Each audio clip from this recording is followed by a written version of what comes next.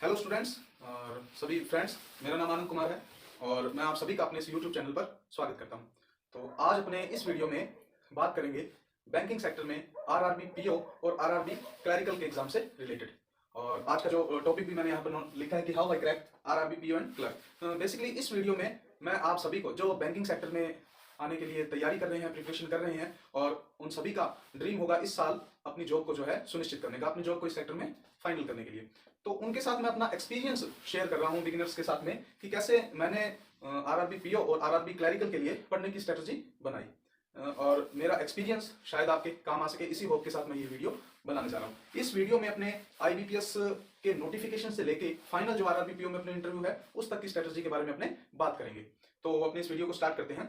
सबसे पहले देखिए, मैंने यहाँ पर कुछ लिखा है IBPS calendar, IBPS RRB PO clerk का नोटिफिकेशन और स्टेट जो काफी इंपॉर्टेंट रहती है, काफी मैटर करती है कि आप किस वे में और अपनी तैयारी को देखना चाहते हैं, परखना चाहते हैं। यहाँ आपने बेसिकली सभी का यही होता है कि मैं जब भी स्टार्ट कर रहा हूँ तो मेरा इसी साल फिनिश हो जाए और मेरे को जॉब किसी ना किसी हालत में मेरे को जॉब मिल जाए। और प्रीलिम्स का लेवल क्या रहता है और मेंस का लेवल क्या रहता है और इंटरव्यू में क्या स्ट्रेटजी अपने को अपनानी होती है। तो अपने आईबीपीएस कैलेंडर की बात करें तो जो 2023 का कैलेंडर है, आईबीपीएस का कैलेंडर वो है जिसमें वो पहले से टेंटेटिव शेड्यूल जो है स्टूडेंट्स को बता देता है कि इन डेट्स को फॉर्म फिलअप किए जाएंगे और प्रीलिम्स कब होंगे, मेंस कब होंगे और इंटरव्यू कब होगा और रिजल्ट कब तक आएंगे। बेसिकली जो मेन इनका रिजल्ट है आरआरबी का, पीओ हो चाहे क्लर्क हो, स्केल 1 2 3 जो भी हो, ये 1 जनवरी को फाइनल रिजल्ट जो है इसका वो आता है। तो अपने कैलेंडर की बात करें तो इस मंथ के अंदर आपको आईबीपीएस का कैलेंडर है जो देखने को मिल जाएगा। और जो अपने आरआरबी पीओ और क्लर्क का जो नोटिफिकेशन है मोस्टली जून और जुलाई मंथ में इसका नोटिफिकेशन है जो आ जाता है और 20-25 या एक महीने के बाद में अगस्त के अंदर जो इसके प्रीलिम्स के एग्जाम है वो स्टार्ट हो जाते हैं।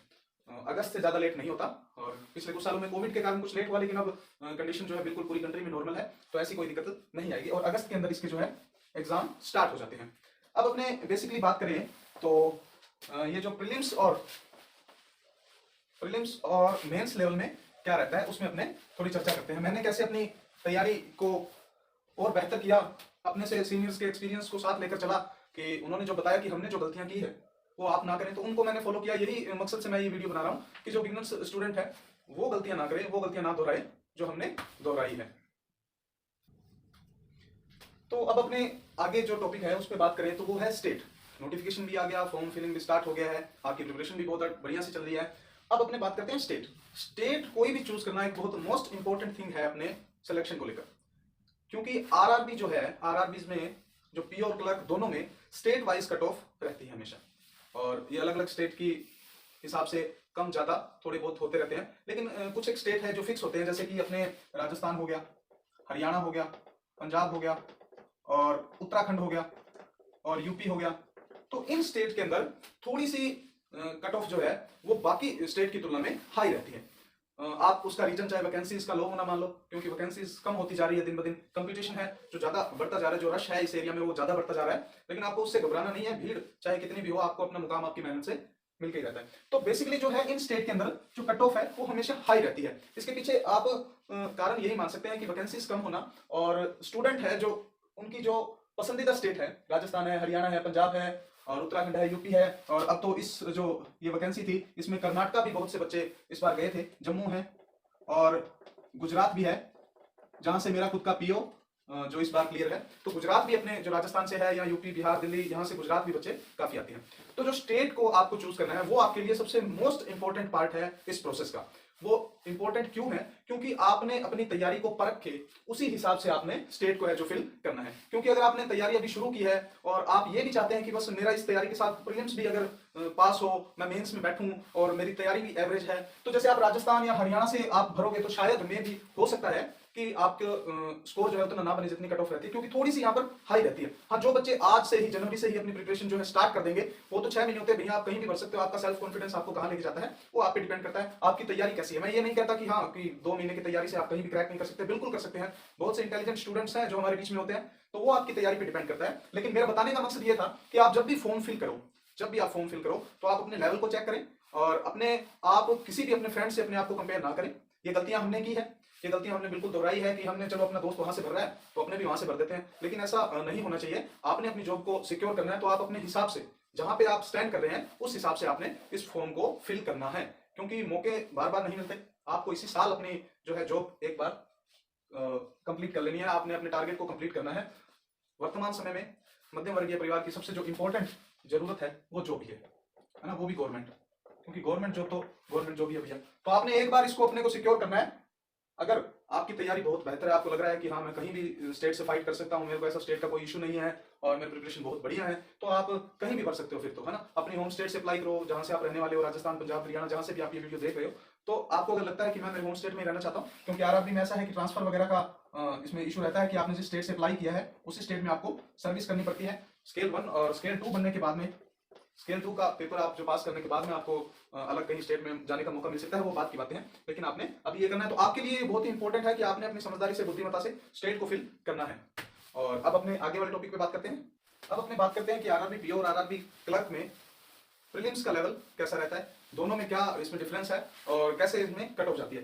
तो देखिए, जो आरआरबी क्लर्क है तो इसमें तो प्रीलिम्स का लेवल ऐसा रहता है बच्चों कि आपको 80 आउट ऑफ 80 मैक्सिमम स्टेट में आपको ये करने पड़ते हैं, और ये हो भी जाते हैं, क्योंकि जो इसमें आरआरबी क्लर्क का जो लेवल है वो काफी इजी रहता है, बहुत ज्यादा इजी रहता है। इसमें मैक्सिमम 90% बच्चे 75 से अबव ही इसको करते हैं, कारण कि बहुत ही सिंपल और बहुत ही सरल जो है इसके क्वेश्चन आपको देखने को मिलते हैं, बहुत आसान रीजनिंग आती है और बहुत ही आसान इसमें मैथ आती है। मैथ के अंदर इसमें क्या है, आरआरबी क्लर्क में 15 तक आपको अप्रोक्स देखने को मिल जाती है, ठीक है, सीरीज आपको देखने को मिल जाती है इसमें, और आपको एक बहुत ही सिंपल मैं बोलूं तो डीआई देखने को मिल जाती है इसमें, और आपको अर्थमेटिक जो है उसके भी बहुत ही आसान जो बिल्कुल स्टेप 1 वाले क्वेश्चन है वो आपको देखने को इसमें मिल जाते हैं।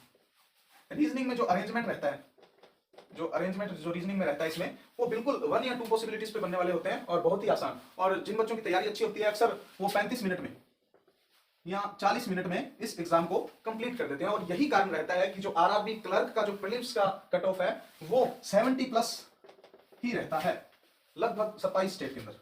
एक दो स्टेट की मैं बात नहीं करता, वहां पे पता नहीं किस कंडीशंस में क्या कट ऑफ रहती है, लेकिन लगभग सभी स्टेट को आप मान लो 70 प्लस कट ऑफ इसमें रहती है। तो आरआरबी जो क्लर्क का प्रीलिम्स का लेवल है बहुत ही आसान रहता है। और मैं आपको बता दूं कि आप अगर कहीं से कोचिंग ले रहे हो तो आपने बुक्स को 1 या 2 बार ही करना है, उसके बाद में आपने मैक्सिमम जो अपनी तैयारी है, जो मैक्सिमम तैयारी है अपनी, वो आपने ऑनलाइन मॉक टेस्ट, मैक्सिमम जो आपने है वो ऑनलाइन मॉक ही इसमें लगाने होते हैं। बहुत सी साइट है, अड्डा 247 है, ग्रेडअप है और पीएम मॉक है, और भी बहुत सी साइट है ऑनलाइन, ऐसे प्लेटफॉर्म है जिसपे आपको एक टेस्ट बुक हो गया, ये भी काफी पॉपुलर है। तो आरआरबी जो क्लर्क का जो प्रीलिम्स का लेवल है बिल्कुल आसान रहता है, और आप इसमें आसानी से 75 प्लस अटेम्प्ट कर सकते हो। और आपको सच्चाई ये है कि 75 प्लस अटेम्प्ट आपको करने ही पड़ेंगे, अगर उससे आप कम करते हो तो कहीं ना कहीं आप जो है प्रीलिम्स से आउट हो जाते हैं और मुश्किल हो जाता है प्रीलिम्स को क्वालिफाई करना। अब अपने बात करते हैं आरआरबी पीओ के प्रीलिम्स का लेवल क्या रहता है और उसकी कट ऑफ जो है आरआरबी क्लर्क के प्रीलिम्स से कम क्यों रहती है। अब अपने बात करते हैं कि आरआरबी पीओ में जो प्रीलिम्स का लेवल है वो कैसा रहता है और वो आरआरबी क्लर्क से डिफरेंट क्यों है। देखिए, एक तो आपको अभी से अपना टारगेट सेट कर लेना है कि आरआरबी जो पीओ का आप जब एग्जाम देंगे तो आप अगर इजी शिफ्ट हो, वो कैसे होती है, वो कैसे पता चलेगा सर? इजी शिफ्ट का अपने आप पता चल जाता है भैया, जब फ्लो में क्वेश्चन हो रहे होते हैं तो आपको ये समझ में आ जाना चाहिए कि ये जो शिफ्ट है वो इजी है। और हार्ड शिफ्ट फ्लो में जब क्वेश्चन ना होंगे, आपसे पजल नहीं बनेगी, मैथमेटिक्स में equation series, wrong number series आ रही, डीआई है जो वैन डायग्राम आ रहा है, ऐसी कुछ चीजें आ रही है, तो इसमें जो है वो आपको हार्ड शिफ्ट होती है। तो आप जो इजी शिफ्ट में उसमें आपने प्रयास ये करना है कि आपके कम से कम 65 क्वेश्चन हो जाए जैसे तैसे भी, है ना, 65 क्वेश्चन आपने करने ही करने हैं। और हार्ड शिफ्ट आ रही है उसमें अगर आपके 50 भी हुए हैं तो भी कोई समस्या वाली बात नहीं है, क्योंकि आरआरबी में बहुत तगड़े लेवल पर नॉर्मलाइजेशन किया जाता है। जो हार्ड शिफ्ट है, जो इजी शिफ्ट है, नॉर्मलाइजेशन के मेथड से उनको बराबर ही, मतलब स्टैंड एक जगह वो स्टूडेंट है जो बराबर ही स्टैंड करते हैं नॉर्मलाइजेशन के द्वारा, इजी और हार्ड शिफ्ट। और ऐसा बेसिकली पिछले 2-3 साल से ये देखा जा रहा है कि जो हार्ड शिफ्ट में बच्चा 50 करके आ रहा है और इजी शिफ्ट में 65 करके आ रहा है, फिर भी उनके जो नंबर हैं वो लगभग इक्वल ही रहते हैं। क्यों? क्योंकि नॉर्मलाइजेशन के कारण। अगर आप हार्ड शिफ्ट में 50 क्वेश्चन बड़े ही एक्यूरेसी के साथ करते हैं तो आप बिल्कुल वहीं पे स्टैंड करेंगे जहां पे 65 वाला स्टूडेंट कर रहे हैं। तो अच्छा, इसमें आरआरबी क्लर्क से कम ये क्यों रहता है? क्योंकि इसमें थोड़ा सा जो लेवल है वो बढ़ जाता है क्वेश्चंस का, थोड़ा उनका लेवल हार्ड हो जाता है क्लर्क के मुकाबले। तो इसमें टाइम तो वही होता है 45 मिनट्स, तो अब आपको 65 क्वेश्चन करने कौन से हैं इसके बारे में भी आपको पता होना चाहिए। क्योंकि अगर आप कंटिन्यू कोई सब्जेक्ट को हल करेंगे, मैथ को करेंगे या रीजनिंग को करेंगे, तो हो सकता है आपके 65 ना हो, क्योंकि आप बीच में उलझ जाएंगे और जो आसान जो क्वेश्चन है, इजी जो क्वेश्चन है, वो आपका कहीं पीछे छूट जाएगा। तो इस कारण से हो सकता है आपके क्वेश्चंस ना हो जाए। तो ये गलतियां भी आपने नहीं करनी। मैथ के अंदर जो आरआरबी पीओ जो मैथ है, इसके अंदर कुछ ऐसे टॉपिक्स होते हैं जो आपकी स्पीड मैथ कह लो उसको, जो स्पीड मैथ होती है उससे आपको क्वेश्चन को करने में आसानी रहती है, नंबर ऑफ क्वेश्चन आपके ज्यादा होते हैं। तो मैथ के अंदर अप्रोक्सीमेशन आपको देखने को मिलता है 5 से 6 तक, सीरीज है जो 5 से 6 तक देखने को मिलती है आपको, इक्वेशन है जो सिंपल है 5 से 6 तक आपको देखने को मिलती है, डीआई है जो आरआरबी पीओ प्रीलिम्स के अंदर तकरीबन 2 DI जो है आपको देखने को मिल जाती है। तो ये 10 से 12 ये हो गए, तो लगभग ये 25 से 30 के मार्जिन का जो स्कोर है वो आप यहां से इन 4 टॉपिक्स से आप ले सकते हैं, और जो करने में सबसे आसान होते हैं। ये आपके कैलकुलेशन पे डिपेंड करता है कि आपकी कैलकुलेशन कैसी है, आपकी जो स्पीड है इन क्वेश्चंस को करने की वो कैसी है, आपकी प्रैक्टिस कितनी है उस पर डिपेंड करता है। जो अर्थमेटिक है उनमें भी जैसे 10 से 15 क्वेश्चन आते हैं, तो अर्थमेटिक के अंदर भी आपको कुछ क्वेश्चन ऐसे होते हैं जो इजी रहते हैं करने के लिए, और उनको आपको पहले सिलेक्ट करके करना होता है। वो आप कैसे कर पाएंगे, वो आप ऑनलाइन मॉक के द्वारा कर पाएंगे। जितने आप ऑनलाइन मॉक लगाएंगे उतनी ही आपकी प्रैक्टिस जो है बढ़ती चली जाएगी, और आपको पता लगने लग जाएगा कि कौन से क्वेश्चन मैंने करने हैं और कौन से क्वेश्चन मैंने स्किप करने हैं। ठीक है, और इसी प्रकार अपने रीजनिंग के अंदर इसमें सिटिंग अरेंजमेंट का पोर्शन रहता है, पजल का रहता है और मिसलेनियस का रहता है। ठीक है, तो सिटिंग अरेंजमेंट है जो बेसिकली आपकी जितनी प्रिपरेशन होगी उस हिसाब से ये इजी पोर्शन होता है, क्योंकि इसमें जो पीओ का प्रीलिम्स का लेवल है इसमें एक या दो पॉसिबिलिटी मैक्सिमम होती है, तो आपका सिटिंग अरेंजमेंट आसानी से हो जाता है। मिसलेनियस भी इजी आते हैं, मिसलेनियस भी आप आसानी से कर सकते हैं। ढूंढ के जैसे ब्लड रिलेशन हो गया, डायरेक्शन सेंस हो गया, और इनक्वालिटी इक्वालिटी होगी, और जो एक या दो आपको पजल देखने को मिलती है, तो ये पजल को अपने लास्ट में भी बना सकते हैं। उससे पहले अपने को मिसलेनियस और सिटिंग अरेंजमेंट पर मेन फोकस करना होता है। तो ये इसमें जो आरआरबी क्लर्क है और जो आरआरबी पीओ है इसके प्रीलिम्स में फर्क रहता है। अब अपने मेंस की बात करते हैं, तो आरआरबी पीओ और क्लरिकल में पिछले 1-2 साल से ये ट्रेंड रहा है कि मेंस के एग्जाम काफी मतलब टफ देखने को मिलते हैं। कुछ सेक्शन जीए हो सकता है, मैथ हो सकता है, रीजनिंग हो सकती है। तो इस बार भी काफी बढ़िया लेवल था, और आरआरबी क्लर्क और पीओ दोनों के लिए मेंस के लिए तो आपको भैया जमकर तैयारी करनी पड़ेगी, जितने हो सके मैक्सिमम आपको ऑनलाइन मॉक अटेम्प्ट करने पड़ेंगे।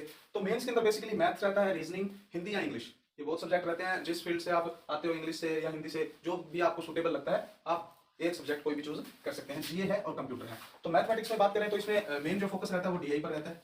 डीआई एक ऐसा सेक्शन है जो स्कोरिंग भी है और ज्यादा इसमें क्वेश्चन भी रहता है। मैक्सिमम बच्चे डीआई अटेम्प्ट करते हैं, और क्लर्क के पेपर में हो सकता है आपको सीरीज भी देखने को मिले और अप्रोक्स भी आपको देखने को मिले। तो ये जो है ऑनलाइन मॉक से आपकी प्रैक्टिस में बढ़िया हो सकती है। और रीजनिंग में है जो अरेंजमेंट पे इसमें ज्यादा फोकस होता है, सीटिंग अरेंजमेंट है इसमें आपका ज्यादा इसमें फोकस होना चाहिए रीजनिंग के सेक्शन में। और लॉजिकल रीजनिंग भी है जो पीओ के पेपर में देखने को मिलती है आपको। लॉजिकल रीजनिंग, इसके 5 से 7 क्वेश्चन हैं जो लॉजिकल रीजनिंग के रहते हैं आपको। ठीक है, हिंदी और इंग्लिश, हिंदी में बेसिकली आपको जो है पैसेज वगैरह पे बेस्ड हिंदी आती है, इसमें मेनली पैसेज पे ही होती है, और आपको कह देते हैं कि वाक्य को आपको शुद्ध करके लिखना है, ऐसे कुछ हिंदी के अंदर टॉपिक इसमें रहते हैं। मेनली ये 2 ही पोर्शन रहते हैं, पैसेज वगैरह होते हैं और वाक्य शुद्धिकरण। जैसे कोई गलत सेंटेंस लिखा है, आपको एरर उसमें ढूंढनी है, जैसे आप इंग्लिश में एरर वगैरह फाइंड करते हैं वैसे इसमें हिंदी में फाइंड करना होता है एरर वगैरह। और इंग्लिश में यही रहता है कि पैसेज वगैरह इसमें, और एरर है, क्लोज टेस्ट है, ये इंग्लिश में आपके रहता है। अब जो जीए और जो कंप्यूटर है, तो अपने बात करते हैं पहले कंप्यूटर की। कंप्यूटर जो है सब्जेक्ट, इन पिछले 1 या 2 सालों में आपको देखने को मिला कि कंप्यूटर जो है काफी हार्ड लेवल का आता है, काफी टफ लेवल का कंप्यूटर जो है आता है। तो इसलिए जब आप प्रीलिम्स की तैयारी कर रहे हैं तो साथ ही साथ में आपको कंप्यूटर की प्रिपरेशन भी स्टार्ट करनी ही है। डेफिनेटली आप कहीं से भी पढ़ते हो, किसी भी सोर्स से पढ़ते हो, सोर्स को अच्छे से आपने, जब तक आपका मेंस का एग्जाम आ रहा है, आपने कंप्यूटर को बिल्कुल भी हल्के में नहीं लेना। क्योंकि कंप्यूटर, मेरे साथ में कई ऐसे स्टूडेंट थे जिनके ओवरऑल अच्छे नंबर बन रहे हैं, 120 भी बन रहे हैं, किसी के 125 भी बन रहे हैं, लेकिन वो कंप्यूटर सेक्शन में सेक्शनल उनकी फेल हो जा रही है, इस कारण से उनका सिलेक्शन नहीं हो पाया है। तो आपको ये गलती बिल्कुल नहीं करनी है। कंप्यूटर काफी अच्छे लेवल का पूछा जाता है इन दिनों में। और जो जीए है, जनरल अवेयरनेस है, वो आरआरबी में 7-8 महीने का आपको जीए जो है वो प्रिपेयर करना पड़ता है। तो इसके लिए भी आप रोज की रोज आपने एवरीडे आपने एक बढ़िया सी नोटबुक बनानी है, और उसमें आपने जो जीए है वो अपना लिखना है। और इन 2 सब्जेक्ट जो है काफी आपको बढ़िया ये स्कोरिंग भी रहते हैं, और आपको इनको स्टार्टिंग से ही प्रिपेयर करना शुरू कर देना है। ऐसा नहीं है कि हाँ प्रीलिम्स की पहले तैयारी करेंगे, उसके बाद में अगर प्रीलिम्स हुआ तो मेंस देंगे भैया, नहीं तो जीए और कंप्यूटर काहे पढ़ना है अपने को। लेकिन ऐसा नहीं है, आपका प्रीलिम्स क्लियर भी हो जाता है, उसके बाद में बहुत कम टाइम मिलता है आपको, 20 से 25 दिनों का टाइम मिलता है, और उसी में आपने जीए और कंप्यूटर जो है अपना कंप्लीट करना होता है। तो आपने ऐसी गलती बिल्कुल नहीं करनी है, क्योंकि अगर आप जीए और कंप्यूटर ही उन दिनों में कंप्लीट करेंगे तो बाकी का जो आपका मैथ है, रीजनिंग है, हिंदी है, इनकी प्रैक्टिस बहुत कम हो जाती है, जो मेंस में आपको तकलीफ देती है। तो इनको आपको हमेशा साथ लेके चलना है। कंप्यूटर जो है, ये आपको मैं वही अपना एक्सपीरियंस बता रहा हूँ, जो गलतियां हमने की वो आप ये गलतियां ना करें, इसलिए बता रहा हूँ कि जीए और कंप्यूटर है जो आपको बिल्कुल साथ में लेके चलना है। तो ये आरआरबी क्लर्क प्रीलिम्स और मेंस की बातें होगी, और इंटरव्यू की बातें जो है अपनी नेक्स्ट वीडियो में करेंगे। और आपको ऑल दी बेस्ट, नोटिफिकेशन आने वाला है, अपनी तैयारी को जोरों शोरों पर रखें। और समय समय पर हम काफी दोस्त हैं इस फील्ड में यूट्यूब में, जो आपको समय समय पर अपना एक्सपीरियंस है जो शेयर करते रहेंगे। नोटिफिकेशन आएगा तब भी एक अच्छी सी वीडियो आपके लिए लेके आएंगे, किस स्टेट में कैसी वैकेंसीज है, कहाँ से आपको अप्लाई करना चाहिए, किस स्टूडेंट के लिए कौन सी स्टेट है जो सुटेबल रहती है। और तब तक के लिए ओके बाय, थैंक यू।